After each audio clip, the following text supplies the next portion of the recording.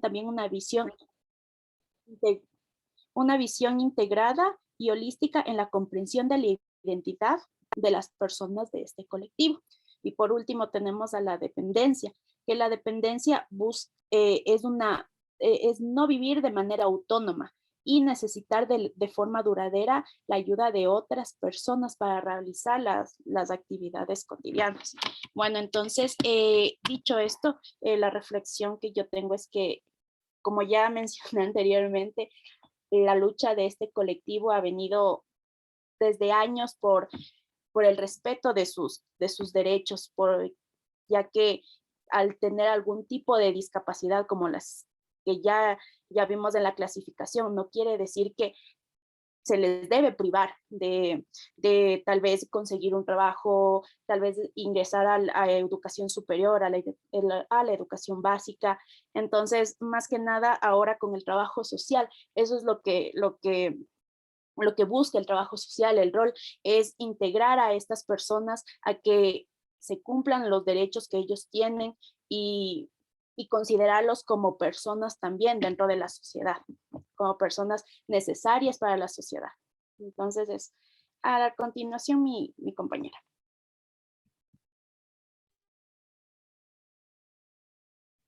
Ya, buenas noches con todos. Nico, ¿puedes hacerlo un poquito más grande?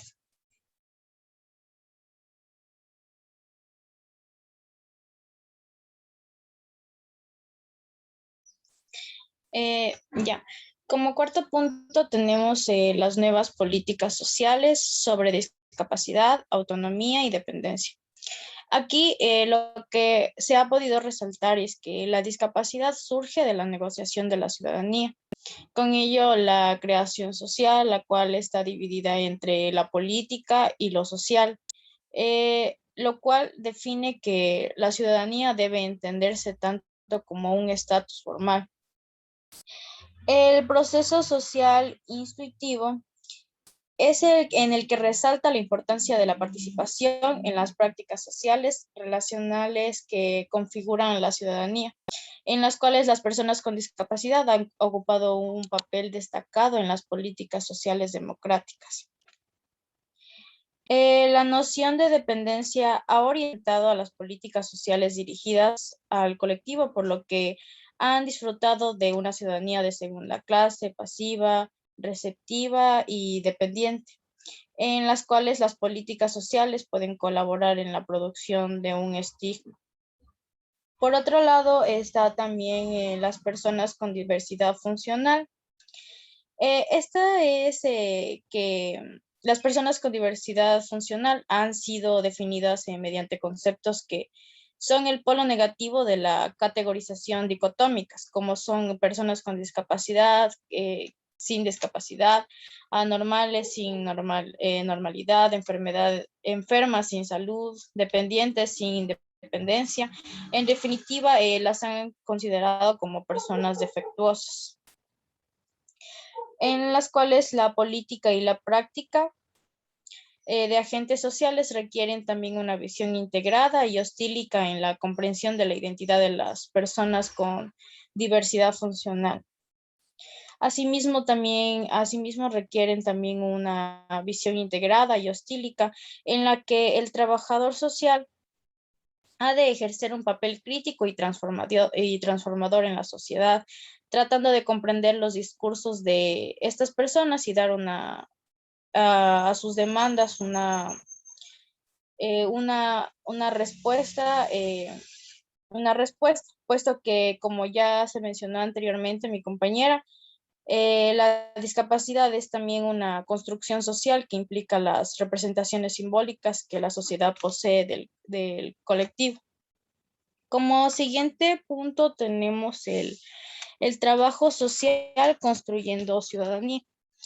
En este contexto, lo que se pudo resaltar es que el modelo en trabajo social, según la literatura especializada, es un conjunto de conceptos y pensamientos, teorías y actitudes de acciones que dibujan una forma de hacer y ordenar la intervención social, en las cuales tradicionalmente el trabajo social ha seguido y sigue desde hoy en día En algunos casos, el modelo médico como una manera de afrontar la intervención social, la cual, según Cristina y Henry, considera que el modelo médico se basa en un saber teórico acumulado que se traduce en términos de conocimientos de biología, psicología y patología.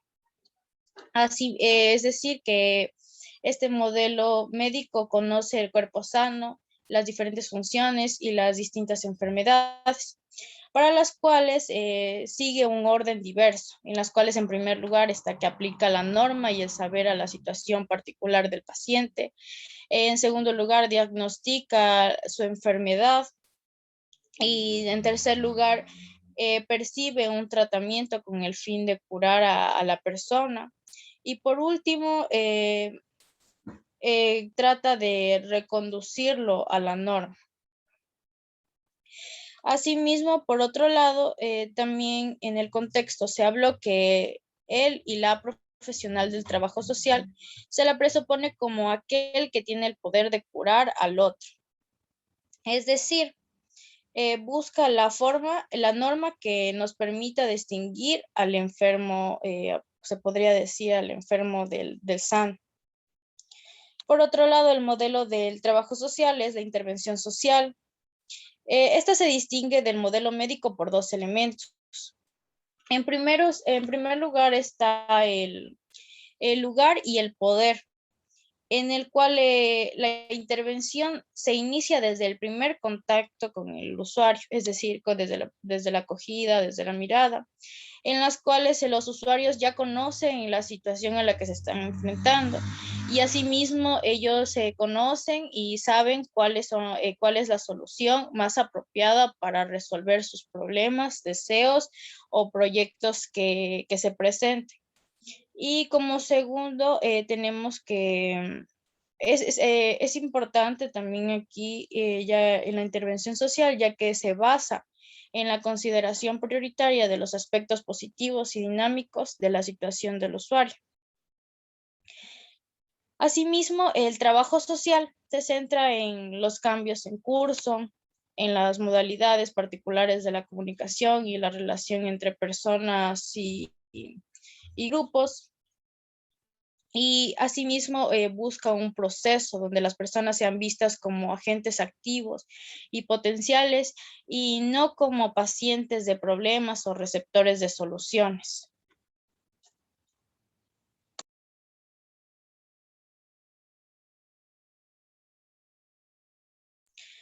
Y para finalizar, como último punto, tenemos los principios del trabajador social, en el cual es importante mencionar que Fernández Lázaro menciona que en los comienzos de la profesión, los valores y la ética del trabajo social se resumía acerca de cómo se debe tratar a las personas que requieren sus servicios, lo cual en la actualidad se ha diversificado, ya que requiere tomar una cuenta multitud desde sus distintos puntos de vista y sus diferentes paradigmas ideológicos.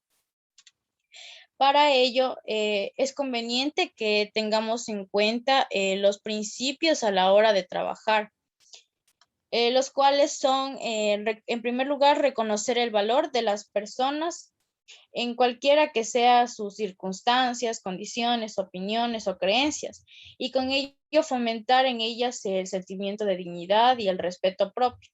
En segundo lugar está respetar las diferencias entre los individuos, grupos y comunidades, tratando de conciliarlas para buscar el bienestar común para todos.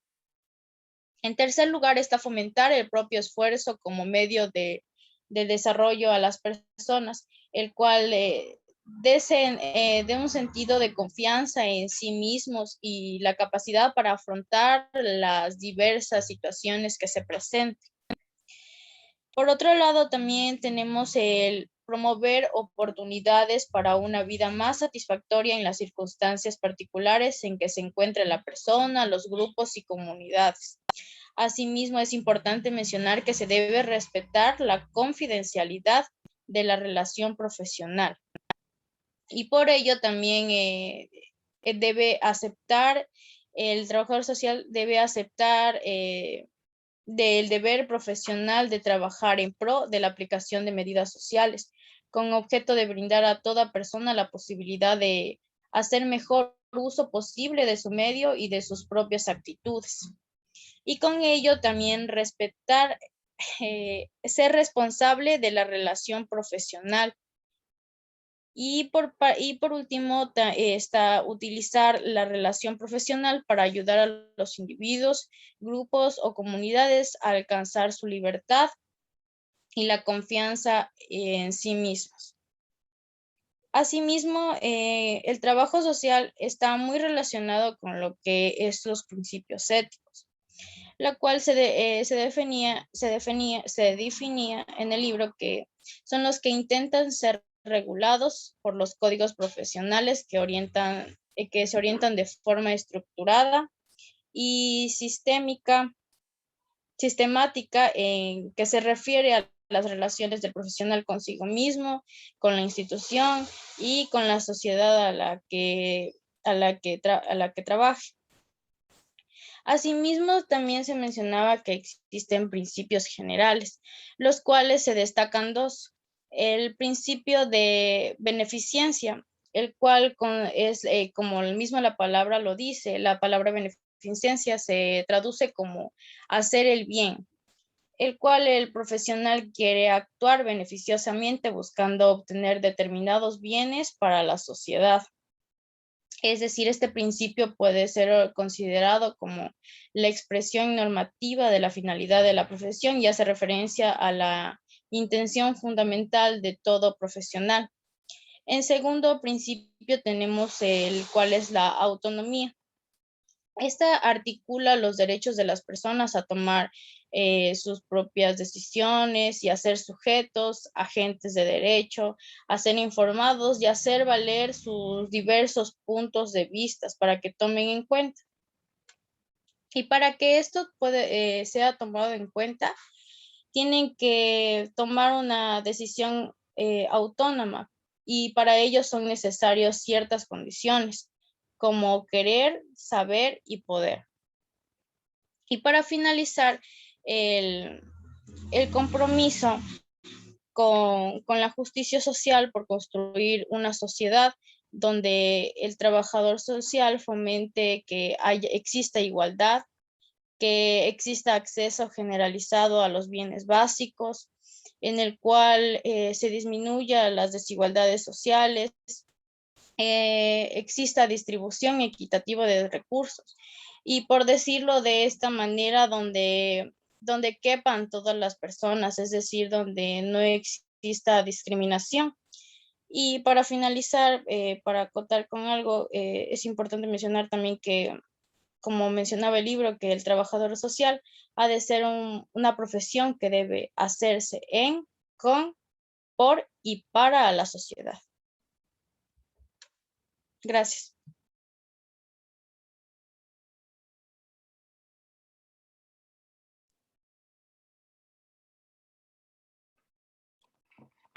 Muchísimas gracias. Al final de las exposiciones de los tres grupos vamos a pasar a analizar sus casos, como les ponía en el aula virtual, porque es importante que justamente con lo que vayamos analizando de cada una de las lecturas, también podamos aplicarlos a los casos correspondientes, ¿no? Entonces, un poco para complementar de lo que decían las compañeras respecto a esta necesidad de tener este enfoque de discapacidades en la intervención del trabajo social, vamos a hablar un poquito más del tema. Esto ya vimos la semana pasada. El trabajo social con las personas con discapacidad. Para enmarcar la intervención desde el trabajo social con personas con discapacidad, hay dos principios básicos que se deben tomar en cuenta: el de beneficencia y el de autonomía. El de beneficencia hace relación al mecanismo en el cual las personas, y en este caso los trabajadores sociales, aceptan la participación y promueven la participación activa de las personas con discapacidad para que las personas con discapacidad decidan sobre su vida y que le digan al trabajador y a la trabajadora social qué es lo que más les beneficia, porque solo las personas con discapacidad saben lo que les beneficia. Y la autonomía es justamente cómo el trabajo social articula decisiones, articula situaciones en las cuales va a generar puentes de comunicación para que las personas con discapacidad se sientan motivadas, informadas de todo lo que sucede a su alrededor, de su contexto, en su caso, y que se pueda a través del trabajo social promover esta capacidad de la toma de decisiones y que la persona con discapacidad se dé cuenta que las decisiones que está tomando están siendo respetadas y están siendo ejecutadas. Y finalmente, respetar la confidencialidad de la información que da las personas con discapacidad.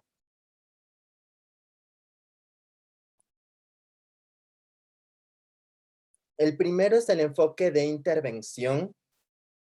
Cuando hablamos del enfoque de intervención, justamente vamos a enmarcarnos en no considerar, como decían las compañeras, de las personas con discapacidad como enfermas. No son personas enfermas. El trabajo social no va a curar nada. Son seres humanos, son sujetos de derechos y vamos a trabajar desde una horizontalidad con ellos y con ellas. El enfoque de intervención, lo que reiteramos es que las personas con discapacidad tienen que dar voz, tienen que ser escuchadas. El trabajo social tiene que indagar en lo que las personas con discapacidad les digan sobre qué es lo que más les conviene para su vida, sobre su contexto y sobre su realidad. Entonces, a partir de esa escucha activa, ese tema de posicionarse en el lugar de las personas con discapacidad y tomar sus voces, se van a encontrar las soluciones, se van a colocar las diferentes opciones que tiene para que las personas con discapacidad decidan a través de un proceso de intercambio y reciprocidad. La tercera idea es considerar prioritario los aspectos positivos en la toma de decisión en los avances de las personas con discapacidad.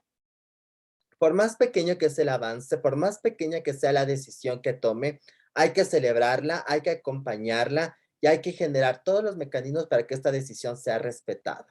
Aquí es súper importante poder indagar en las formas de comunicación que tienen las personas con discapacidad, sea con su entorno, sea con su grupo de confianza, para que si es que desde la profesión no conocemos los mecanismos de comunicación que tienen, podamos triangular esa comunicación, pero poder obtener esa información lo más directo de las personas con discapacidad en la medida de lo que sea posible y generar todos los mecanismos para que estas decisiones sean respetadas, sean promovidas y que las personas con discapacidad sientan que lo que están decidiendo vale la pena y que está siendo ejecutado y está siendo tomado en cuenta.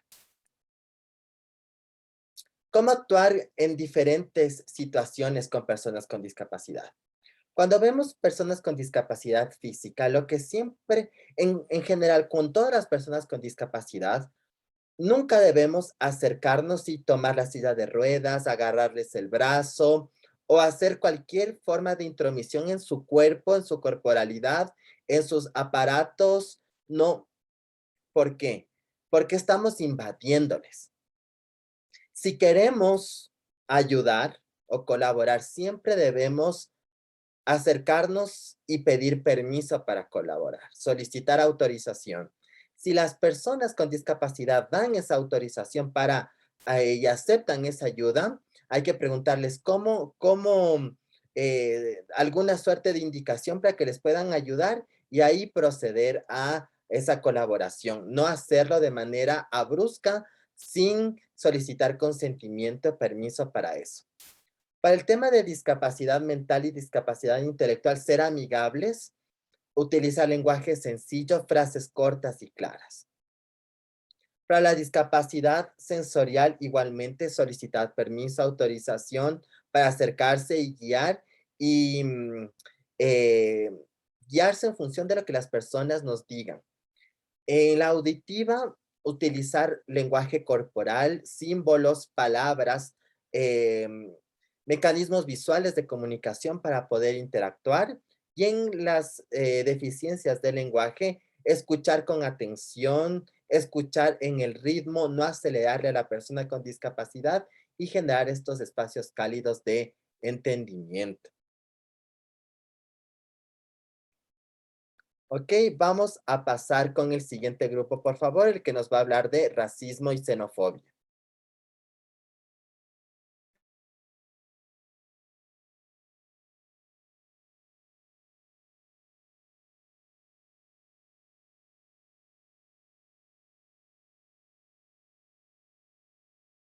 Buenas noches, Lisa. Buenas noches, compañeros. Nosotros vamos a hablar del racismo actual y la xenofobia. Estos dos términos suelen ser utilizados iguales o como si fueran unos sinónimos, pero ambos hacen referencia a un fenómeno de discriminación sobre el otro, como por ejemplo cuando se les dice el extraño o que él no pertenece a este grupo. Sin embargo, cada uno de estos conceptos tiene un objetivo social de discriminación distinto. Si el racismo se destaca como caracterización de la minoría por su raza, etnia, para el caso de los no fobia, este es el lugar de origen. La intervención que se propone contra las conductas raciales no funciona de igual modo que contra las conductas xenofóbicas. Con relación al concepto de racismo se puede encontrar tanto como el racismo cultural, institucional, interpersonal, aversivo, simbólico, moderno y entre otros. Todas las acepciones del racismo contienen el núcleo en común, que es que todas ellas den cuenta de conductas discriminatorias como distintos grados de gravedad o brutalidad que infligen daños en las víctimas como efecto de acciones u omisiones personales o institucionales. En tanto, el racismo actual nos hace referencia individuales o personales ni manifiestan preferencias claras de distinción social discriminado. En definitiva, el racismo actual se desliza sutilmente y esto es así porque hemos dicho que estamos en una época censurada de las conductas que manifiestan hacia las conductas raciales. Entre el racismo clásico y el moderno, estos son conocidos por todos en la actualidad. Conviven en forma de racismo en bases biologistas como conductas de racismo sutil. El racismo en su dimensión manifiesta que genera conductas discriminatorias claramente reconocibles como racistas y de que las están sujetas en plena conciencia, puesto que los perjuicios en que se arriesgan son también consistentes. En cambio, cuando hablamos de la intervención social contra el racismo y la xenofobia en estado de la cuestión, aquí se dice que la intervención social contra el racismo y la xenofobia tiene una particularidad importante en el contexto europeo e interés político, institucional y mediático. Por estos fenómenos, en muchas ocasiones asociamos a la inmigración que ha generado un incremento de las iniciativas sociales e institucionales con el racismo y la xenofobia. Aquí podemos ver dos racismos que pasan fundamentalmente. Que uno es la sensibilidad frente al racismo y la xenofobia mediante mensajes persuasivos, como hay que se discriminan dos. La segunda es la promoción de conocimiento de la cultura y de la situación de grupos de objetivos de discriminación, bien sea a través del conocimiento directo o a su vez indirecto. Al hablar entonces de los requisitos para que el contrato entre grupos se reduzca el perjuicio, podemos encontrar el apoyo social e institucional, que se genera en un verdadero e inequívoco clima social en el que se haga cada vez menos accesible para discriminar abiertamente. Otro, el potencial de relación, que genera un alto potencial de relación, duración y proximidad. Además, los contactos con alta potencia de relación pueden contradecirse algunos estereotipos negativos. El estatus de igualdad. El contacto entre participantes debe tener igual estatus, ya que se percibe que grupos son igualmente competentes. Por eso es necesario evitar los contactos de subordinación. La cooperación. deben producirse en una relación cooperativa, con instrumentos para desarrollar vínculos amistosos entre sí. El resultado es favorable si es exitoso. Entonces, ¿por qué el contacto intergrupal no produce perjuicio? Porque se hace difícil con los requerimientos pensar en una intervención factible. Además, aunque la práctica competece los criterios, solo genera un cambio de actitud positiva. En tanto a los tipos de intervención que se apoya en la aportación de informes relevantes, se dice que Weber y Kronker mencionan 3 submodelos. Uno que es el conversión, que se basa en cambio a partir de la presentación de información del grupo discriminado. La contabilidad, cambio por acumulación de información opuesta al estereotipo. Y los subtipos, que predice la resistencia a la modificación del prejuicio. Otro punto son los modelos basados en la teoría de la persuasión. Aquí se puede ver los modelos del mensaje persuasivo, que es que el grupo ya le propone el proceso persuasivo para el cambio actitudinal, y la eficiencia persuasiva depende de la fuente, el mensaje, el canal, el contexto y las características del receptor y la actitud al mensaje. También de la teoría de respuesta cognitiva, que hace efecto al proceso persuasivo, que se supone que el receptor compara el contenido del mensaje con sus propios conocimientos, sentimientos y actitudes respecto al tema. El receptor produce una respuesta cognitiva evaluadora con resultados de comparación referida.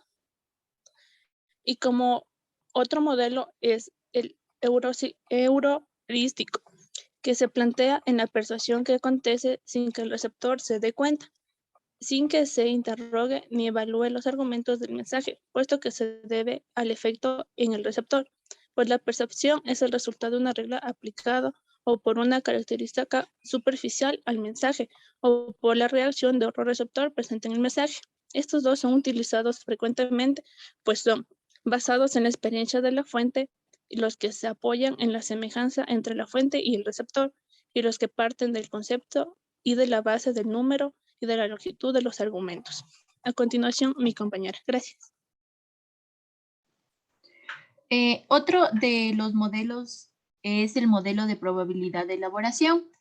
La explicación del proceso de persuasión atiende al esquema, por un lado, del procedimiento heurístico, que esta es la ruta periférica, y por otro lado del proceso racional, que es la ruta central. Dicho modelo menciona que el acercamiento hacia uno o otro extremo depende de la capacidad de motivación del receptor por hacer un análisis racional del mensaje. Es decir, que cuan mayor sea esta capacidad y motivación, mayor será el procesamiento de tipo racional. Es por ello que el proceso de tipo racional proporciona un cambio de actitud más duradero y resistente a los mensajes persuasivos. A continuación, también vamos a hablar acerca de la aplicabilidad para la intervención. En el modelo heurístico, es de gran ayuda para fines de publicidad, para el consumo. Sin embargo, no para modificaciones de actitudes racistas y xenofóbicas, debido a que tiene un carácter poco duradero de persuasión y una reducida resistencia a los mensajes contrarios. En la misma dirección también tenemos el modelo de respuesta cognitiva como el modelo de probabilidad de elaboración. Estos introducen varios factores y condiciones de eficacia que son difíciles de controlar dentro de una intervención social. Dichos factores son la implicación del receptor en el tema y la relevancia del tema para el mismo y su distracción. Tanto el modelo heurístico, así como el modelo de respuesta cognitiva y el modelo de probabilidad de elaboración presentan una complejidad, y sus condiciones de eficacia hacen muy difícil su aplicación en el diseño de intervenciones sociales factibles contra el racismo y la xenofobia. Es por ello que el autor nos presenta un modelo de intervención contra el racismo. En primer lugar, debemos entender al racismo. En primer lugar, debemos entender al racismo como una conducta producida por el racismo manifiesto, expresada en acciones voluntariamente discriminatorias. En segundo lugar, también tenemos el racismo latente. Expresa involuntariamente la discriminación sutil cotidiana. Es decir, se encuentra estructurado por factores no verbales. Este racismo latente hace sufrir a las víctimas. El modelo de intervención que nos presenta el autor cuenta con un marco teórico y por conceptos fuertes. El marco teórico hace uso de la teoría de las minorías activas, la cual permite conseguir una influencia social y tiene como resultado provocar cambios duraderos que no se producen de forma rápida. El instrumento que es utilizado es el conflicto sociocognitivo. La evidencia empírica en la investigación muestra que el racismo produce sentimientos de culpa, cuyo efecto es el cambio de actitud, a diferencia de la xenofobia, la cual genera un conflicto de justicia-injusticia, pero aquí no existe el cambio de actitud. Ya, ahora vamos a hablar acerca de los conceptos fuertes. Uno de los conceptos fuertes es la minoría activa. Esta tiene conciencia de grupo minoritario, posee una visión alternativa de grupo y está convencida de que puede producir cambios, es decir, tiene la capacidad de influir y provocar cambios e innovación en opiniones, valores y actitudes. Otro de los conceptos fuertes es los conflictos sociomoral. Este se produce cuando la minoría denuncia las situaciones de racismo sutil. Dentro de nuestro marco teórico es la implicación manifiesta del sujeto en el proceso de influencia a través del pensamiento de culpa. También tenemos al anclaje social y el racismo. El anclaje de la conciencia social del racismo se produce en el propio grupo, es decir, es intragrupal con el debate social. El libro también nos presenta una propuesta de intervención. Esta es la hipótesis del trabajo. Solo cuando la minoría discriminada provoque un conflicto sociomoral en la mayoría, se despierta el prejuicio racista en el sujeto. Este cambiaría la dinámica latente del racismo. La estrategia de intervención requerida es la paradoja, pues hay que obligar al sujeto a ser racista para que deje de serlo. El contexto de intervención se produce en un contexto social minoritario. Y de igual forma, los elementos centrales de intervención está la denuncia del racismo, la cual es realizada por la propia minoría. Facilita a la mayoría tomar conciencia de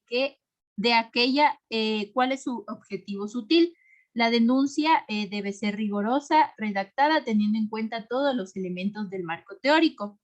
Se debe tener en cuenta tres cuestiones. En primer lugar está la identidad de la fuente de influencia, es decir, no todas las fuentes consiguen inducir influencia. En segundo lugar tenemos el contenido de la denuncia del racismo. Este es el mensaje de influencia de la minoría. Y por último está el comportamiento de la minoría, que es la fuente de influencia de la minoría, en la cual se debe tener un determinado estilo de comportamiento. El debate social sobre el racismo es el contexto grupal que se crea con la discusión sobre el racismo dentro del grupo de la mayoría. Es la mejor forma para elaborar y resolver el conflicto sociomoral creado por la denuncia de discriminación. El proceso de intervención.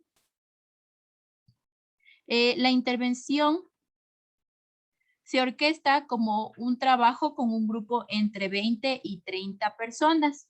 Este cuenta con etapas y procesos de trabajo. Como primer punto tenemos la presentación del trabajo. En esta se informa al grupo de trabajo que se realizará y además se motiva al grupo para implicarse en el trabajo y aclarar las dudas.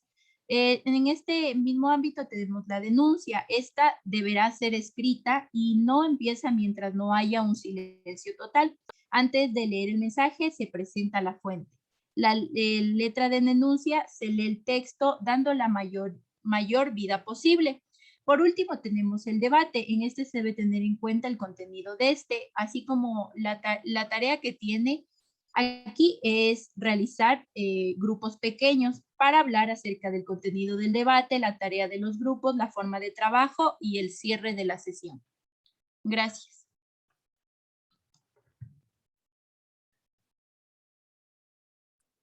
Ok, muchas gracias. Igual vamos a un poco a complementar lo que han dicho las compañeras en su exposición. Cuando estamos hablando, como decían ellas, de racismo y xenofobia, estamos hablando de un prejuicio social, que es lo que ya hemos hablado desde la unidad 2. Justamente como estas ideas preconcebidas asumen una disparidad en el ejercicio de las relaciones de poder, pero cuando estamos trabajando con personas que son discriminadoras, puede presentarse esta discriminación por un racismo consciente o un racismo inconsciente.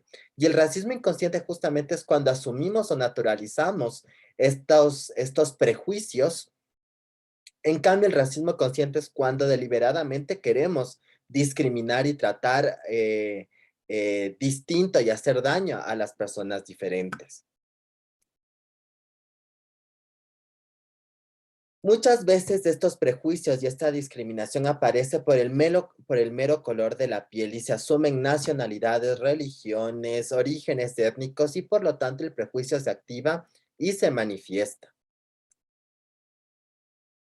Como decían las compañeras, hay unos primeros ejercicios de intervención para luchar contra el racismo y la xenofobia en los lugares de trabajo donde ustedes estén, que es un primer trabajo, es el poner en contacto a las personas.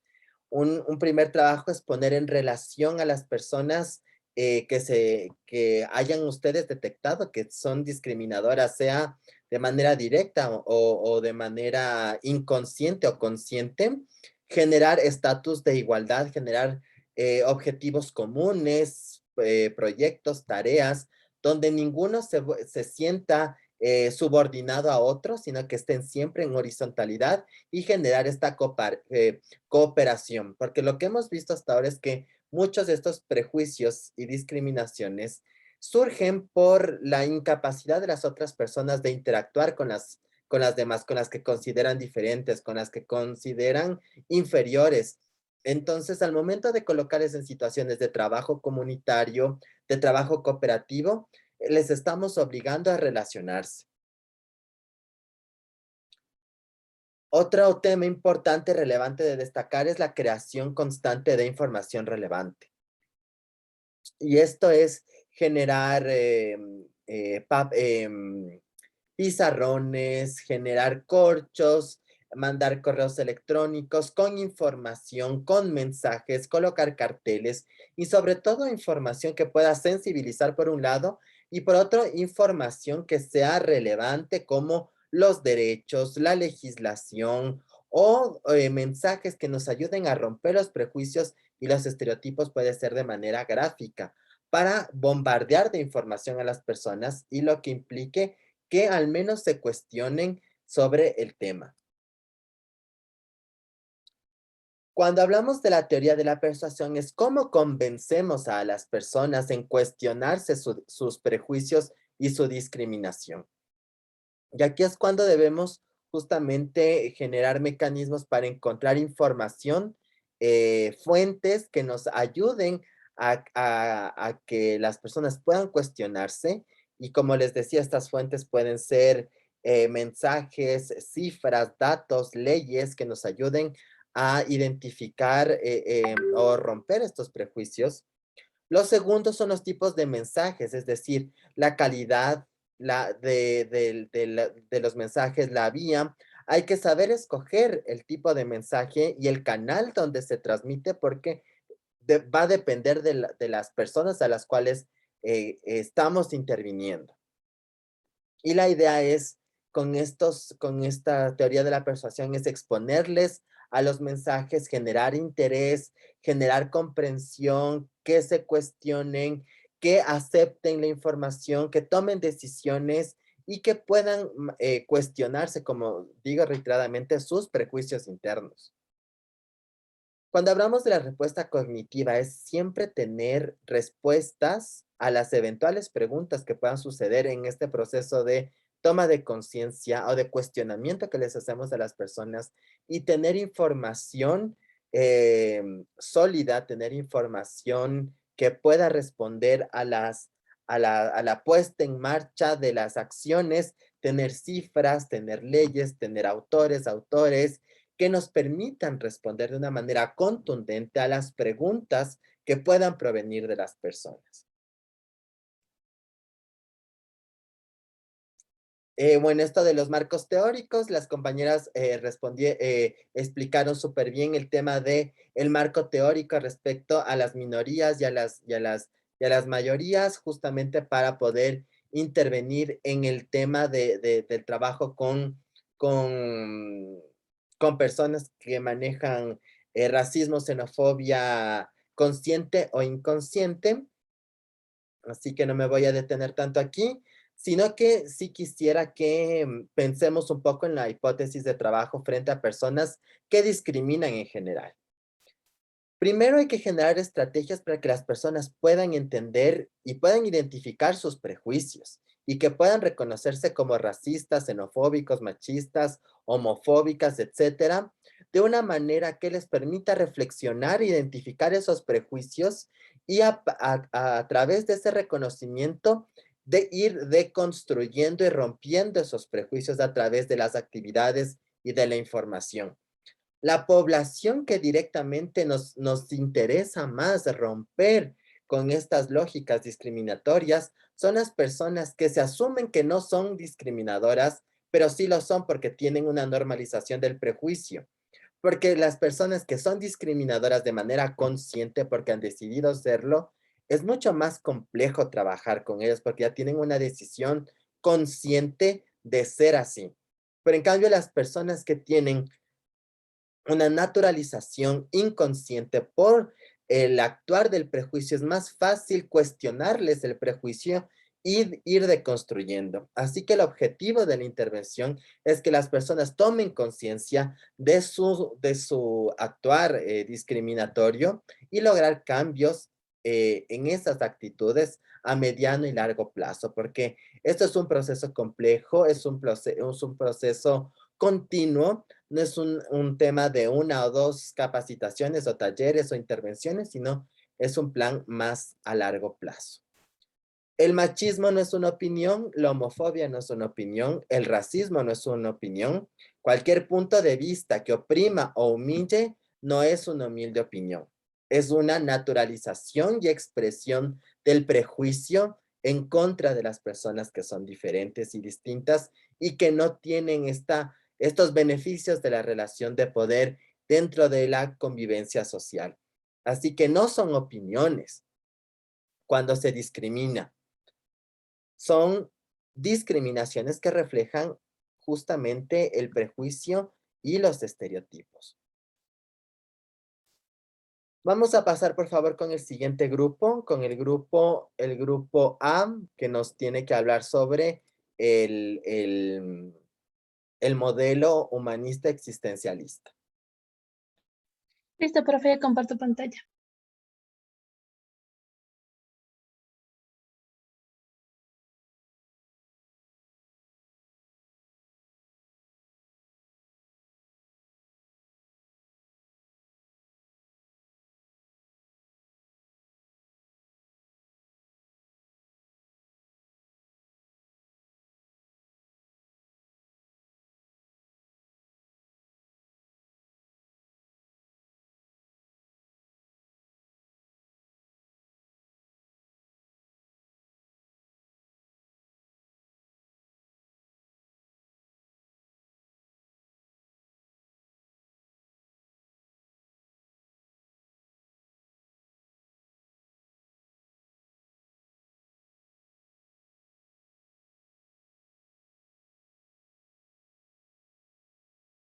¿Se puede ver? Sí, se Sí, ve. Adri, es un poquito más grande.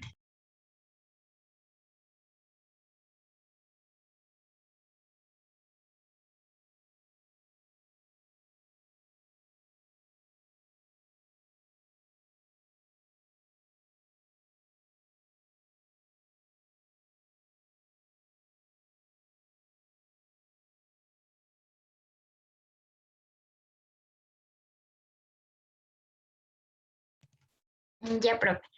Nosotros les vamos a hablar sobre el modelo humanista existencial.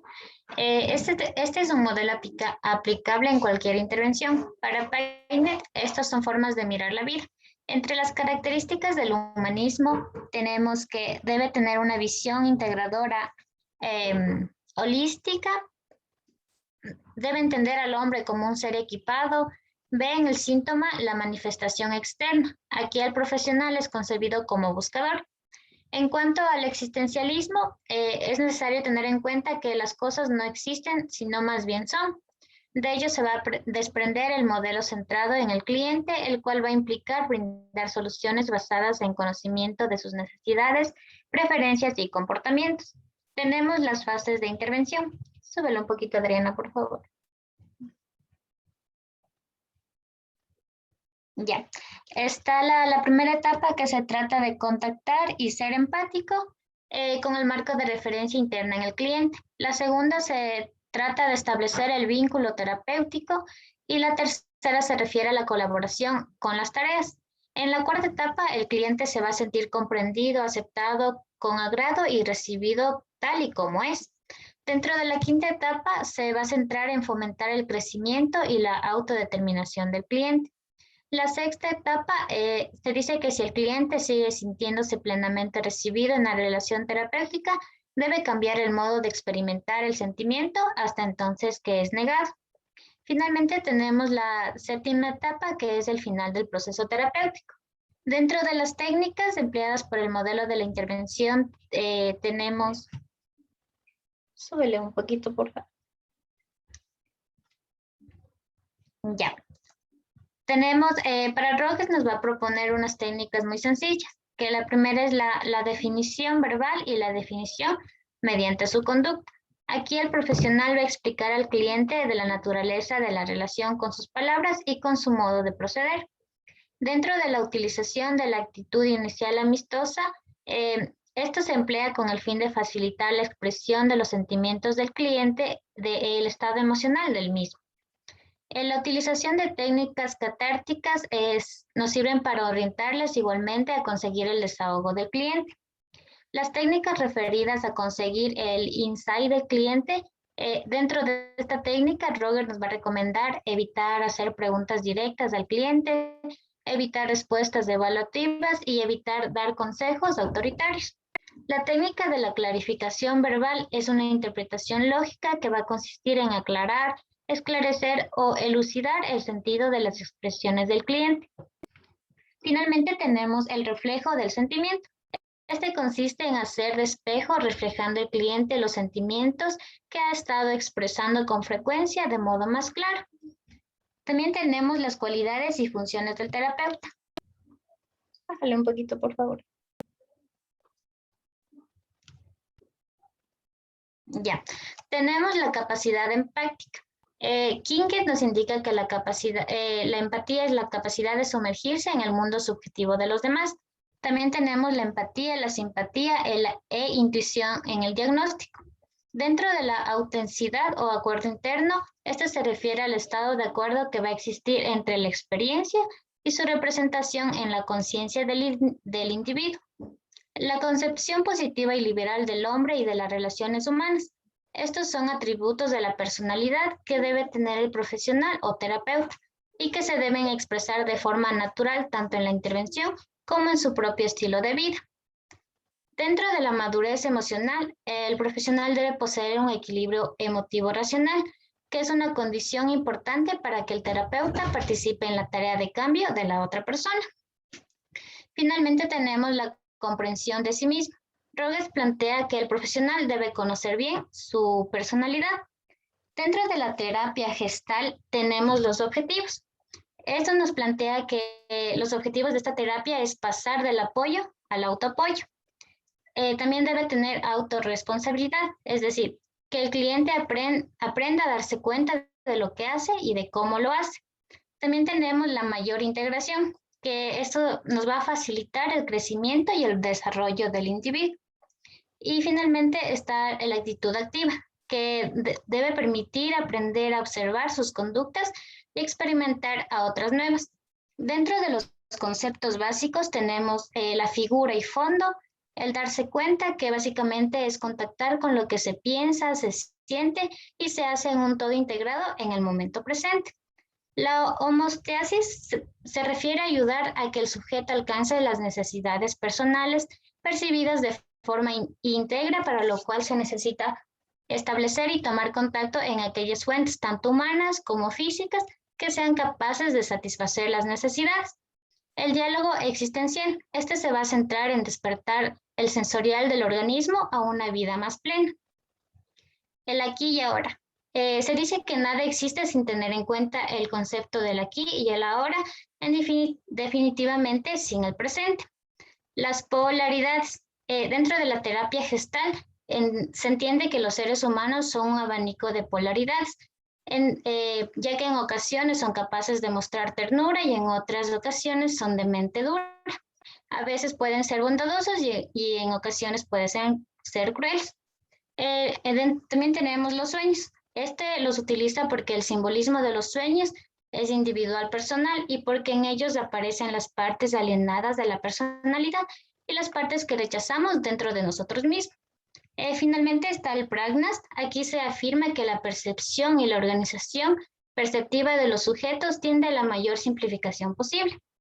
Dentro de las técnicas de intervención gestálicas está la toma de conciencia, la silla vacía, que se trata de que el terapeuta proponga al cliente que imagine a la persona a la que no puede decirle algo y que se imagine que está frente a él. La puesta en acción se trata de representar una situación vivida o imaginada.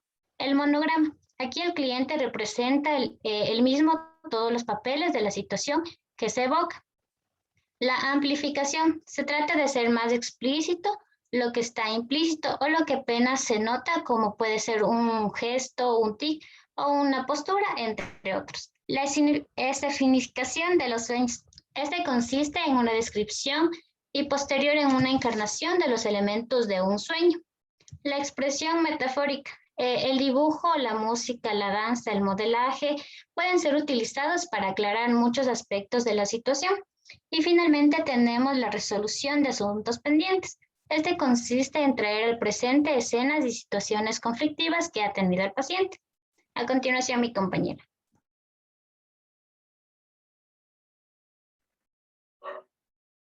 Súbele más arribita, Adri. Ya, bueno, siguiendo con el siguiente punto, tenemos los modelos y métodos de intervención en el trabajo social. Aquí, como primer punto, tenemos el trabajo social existencialista de Donald, el cual nos dice que esto es una filosofía existencialista que trata básicamente sobre la importancia de la libertad individual, también el reconocimiento del sufrimiento humano, la participación en el momento actual, el sentido del compromiso de las personas, el valor absoluto de la persona y la libertad. Tomando en cuenta que el existencialismo llega al trabajo social en Estados Unidos, que se ha tomado como una especie de filosofía de desesperación. Súbele para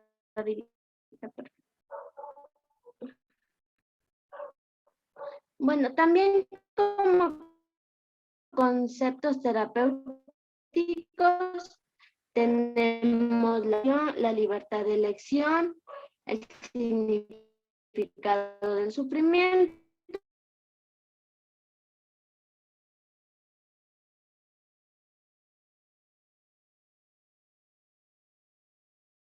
Se te fue el audio.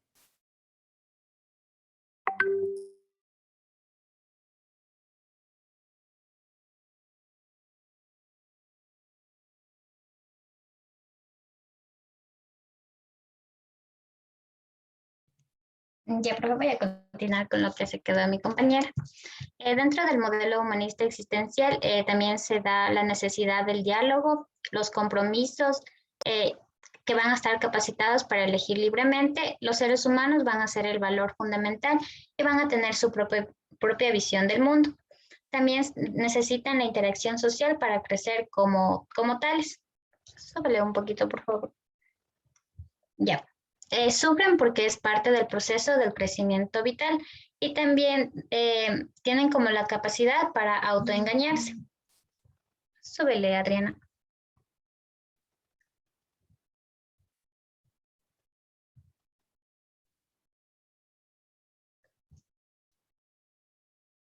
Ya, el aporte al trabajo social. En los objetivos de la intervención desde el punto de vista del análisis transaccional es desarrollar la capacidad. ¿Puedes hacerle un poquito?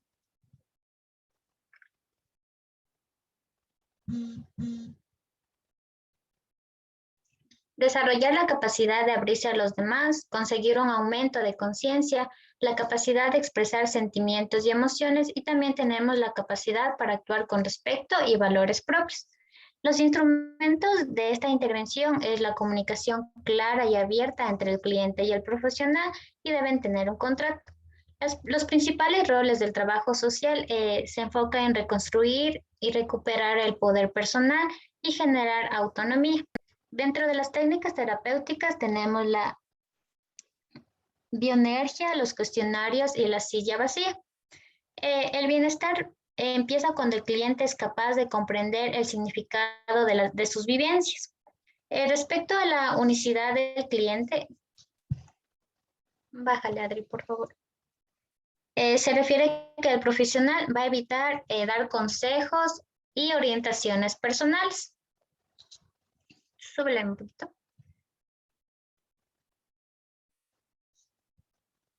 Ya, también dentro de los aportes se encuentra el descubrirse y el comprenderse, que va a provocar el cambio. Deben proponer cambios de conductas y también proponer fijaciones de objetivos. Súbele al modelo transaccional, por favor.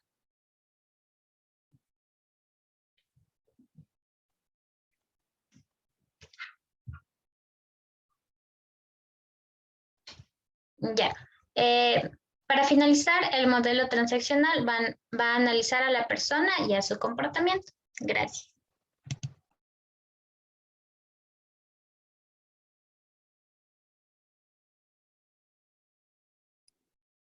Con eso terminaron, ¿cierto? Sí, profe. Ya, muchas gracias. Entonces, aquí un poco de lo que quiero enfatizar con la última exposición es que, como hemos visto también la clase pasada, lo que nos ayudan los modelos de intervención del trabajo social es darnos un marco conceptual, un marco teórico, para lo cual nos extiende una guía justamente para poder identificar cómo aplicar las metodologías, es decir, nos da un marco teórico de una guía de cómo aplicar la metodología de caso, la de grupo o la de comunidad, o dependiendo que la situación, ustedes saben que se aplica caso y grupo o comunidad y caso, dependiendo, ¿no? Y justamente nos da estas guías justamente de poder aplicar estas nuevas sensibilidades o estas sensibilidades en derechos humanos en la conformación de la intervención para que las personas no se sientan revictimizadas, para que su opinión sea válida, para no cuestionarles, para poder generar espacios de diálogo, de comunicación y que se vean como seres humanos. Y por eso son súper importantes escoger muy bien los marcos teóricos que puedan enmarcar, valga la redundancia, la intervención y además del marco teórico de las metodologías que se apliquen, se va a utilizar el enfoque. Y aquí hemos visto el enfoque de discapacidades, el enfoque en contra del racismo y la xenofobia. La clase pasada vimos el enfoque de género y el enfoque de diversidades. Y obviamente cuando estamos atendiendo casos donde hay grupos humanos, donde se interseccionan los prejuicios, entonces habrá que aplicar enfoques interseccionales también. Es decir, si es que es una persona con discapacidad extranjera, pues aplicamos el tema de discapacidades con el tema de en contra de la xenofobia. Si es una mujer lesbiana, entonces el enfoque de género más el enfoque de discapacidades, y así como se vea la situación. Entonces, lo importante aquí es que podamos identificar los marcos teóricos, identificar las metodologías y los enfoques que nos puedan ayudar a intervenir en esas situaciones para tener más especificidad, mayores elementos técnicos y con eso justamente resolver el caso, no de manera genérica, sino especializada en la realidad que viven las personas y teniendo en cuenta su contexto social, familiar y el contexto también sociohistórico de la identidad que manejan y el producto de esas violencias y discriminaciones que se generan. Así que más bien ahora les voy a preguntar a los tres grupos, que nos cuenten a partir de las lecturas de esta semana, cómo han ido pensando en la resolución de sus casos. Comencemos con el grupo G, el tema de discapacidades. ¿Cómo han ido pensando su caso? La resolución de su caso con estos marcos teóricos y con estos enfoques.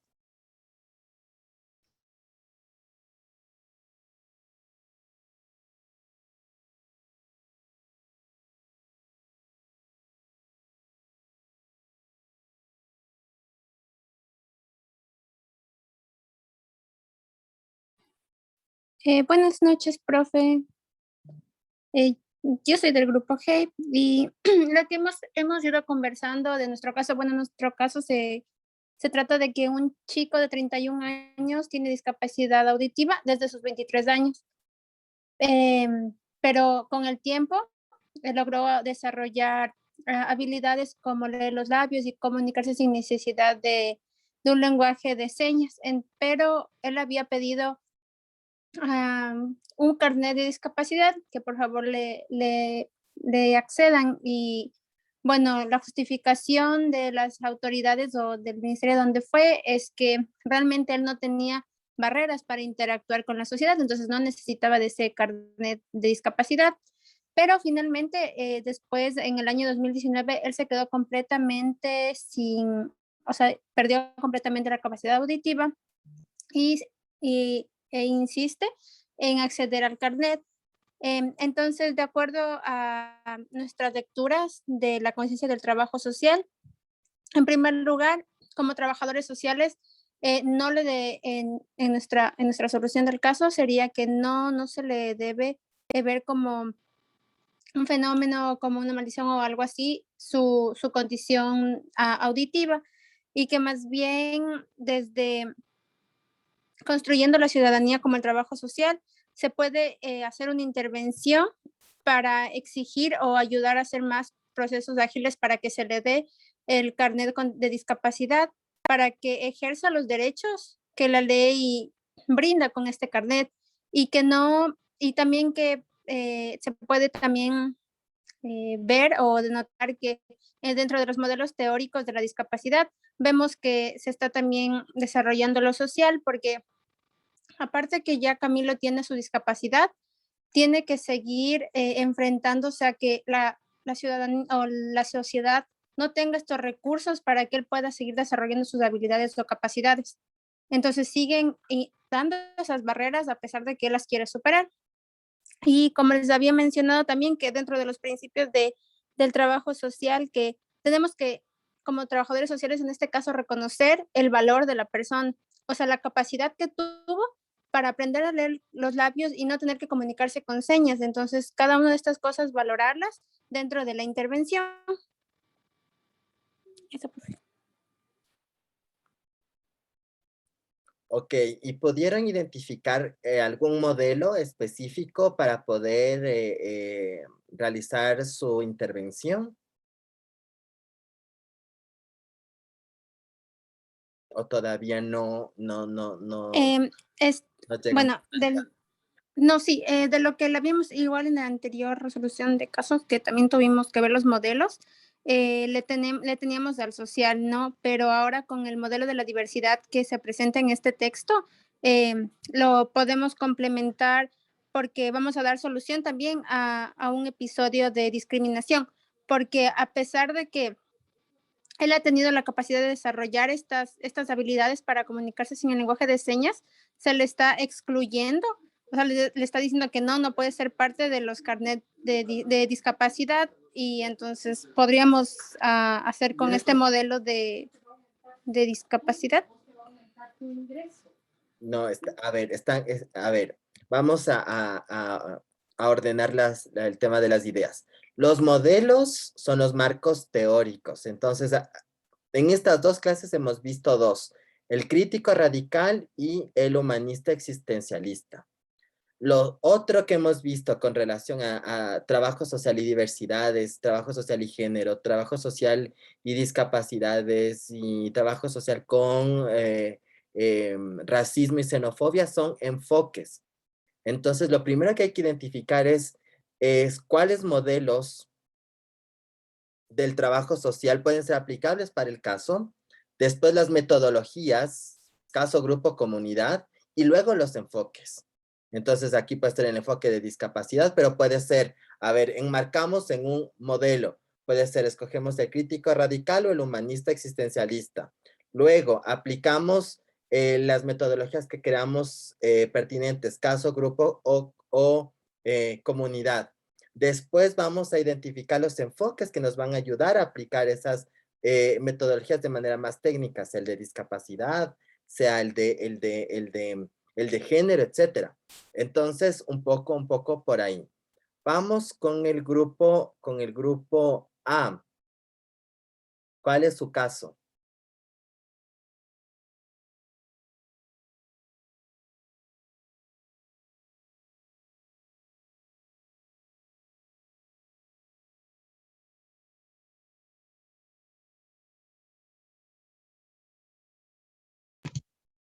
Profe, nuestro caso es sobre Juan, que tiene una discapacidad y además de eso también tiene una distinta orientación sexual.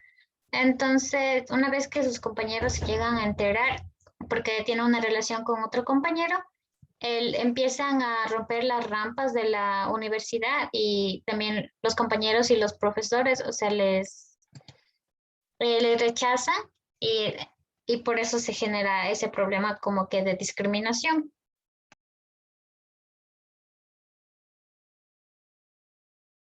Ya, y ahora, ¿cuál es la respuesta desde los modelos, las metodologías y los enfoques del trabajo social para este caso?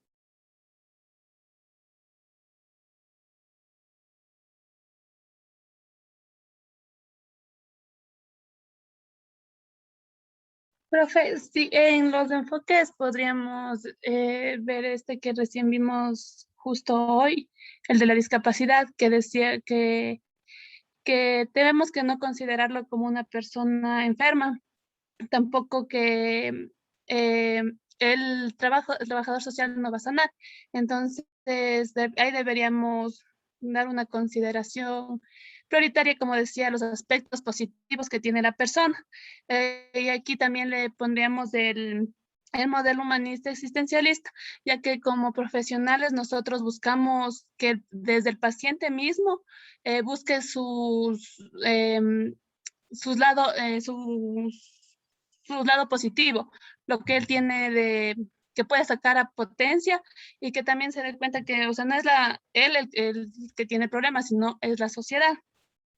Entonces, desde ahí podríamos ver nosotros, profe, el modelo humanista. También que el paciente genere sus sentimientos y emociones y que desarrolle su capacidad de abrirse hacia los demás también y que podríamos tener una comunicación abierta entre como trabajadores sociales y como con la persona que vamos a intervenir para que se sienta en ambiente, se sienta escuchada también y ahí también manejaríamos la empatía. Eso, profe. Ok, muchísimas gracias. Y vamos con el último grupo el caso del grupo G o del grupo A, no, creo que del grupo E.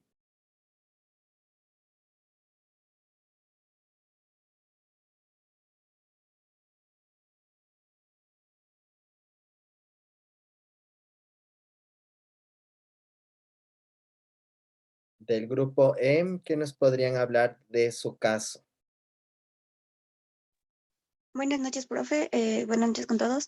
Nuestro caso trata de que una mujer llega a Ecuador desde Siria y que esta se señala como una luchadora política, saliendo como que huye de su gobierno y llega a Ecuador mediante pasos ilegales, ya que no tenía papeles. Llega a Ecuador y no recibe ayuda por parte de las personas ecuatorianas, ya que la ven, o sea, dice que la ven como con aspecto árabe. Entonces, aquí también podemos visibilizar el prejuicio y la discriminación que tenemos hacia las personas de Medio Oriente.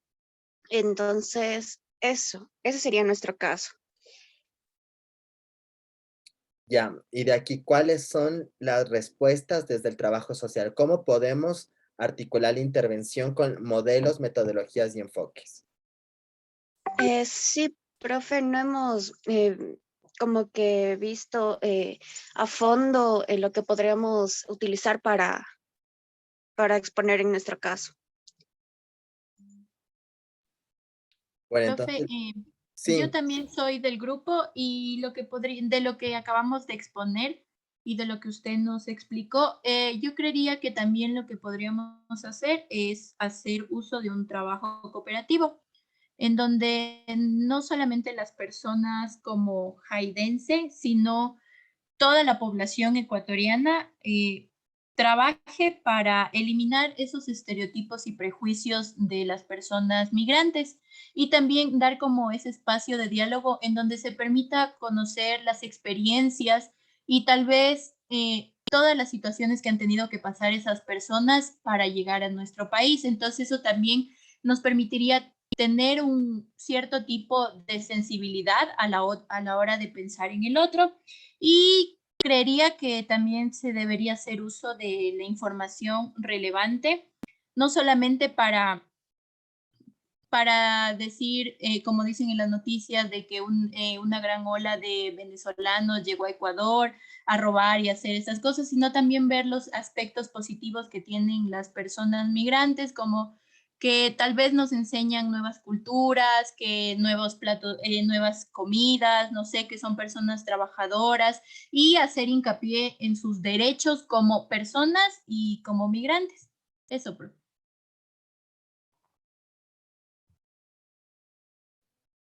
listo, muchísimas gracias. Voy a ser reiterativo con esto porque la idea de los casos, los casos que vamos a, o que han venido analizando y resolviendo, la idea es que ahora los podamos hacer una suposición de cómo se intervendría desde el trabajo social, desde los modelos, metodologías y enfoques.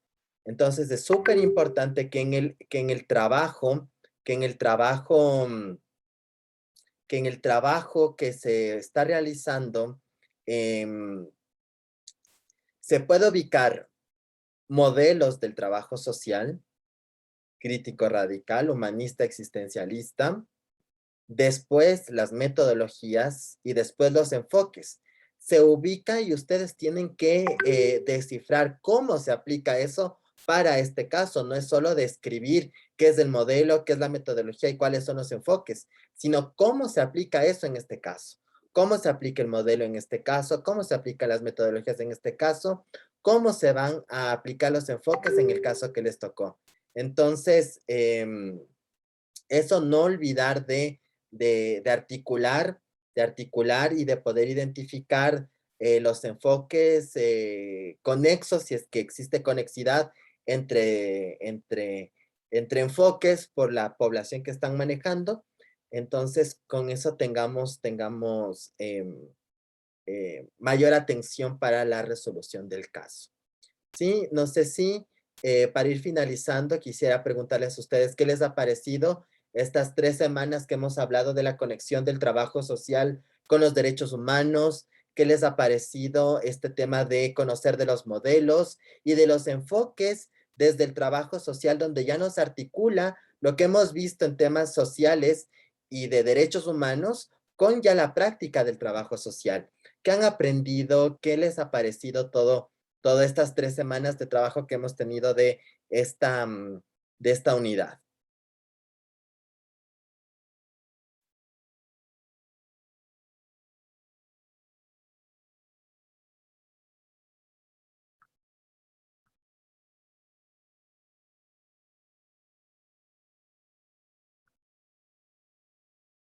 ¿Alguna reflexión, alguna idea o alguna pregunta?